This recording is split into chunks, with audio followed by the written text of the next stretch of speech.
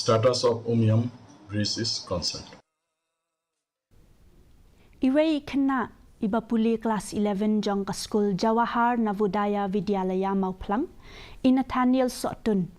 Ila Khlad no anak Jingshah bat hakalat min hakasngi ublay baladep kadba idang mut bansum ha hostel.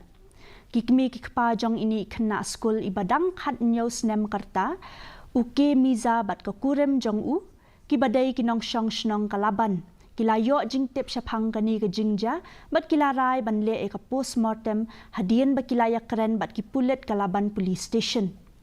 In Nathaniel idang syudep pas ya ka exam SSLC menta usnem.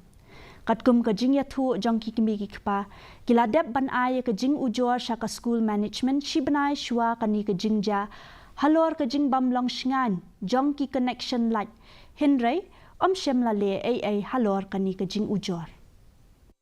Aku nilai keliba dia itu kimi patai itu. Suami warna sini. Dia pun yang Taiwan itu kendu itu principal yang aku orang bah, he was electrocuted. He's no more. Tekan itu kami kita perlu booster. Yang rana kami yang jadi wanita kan yang benar itu postmortem. Mana kan itu house master orang ke principal. Si benai suara. Tambah kimpat itu di kampus itu.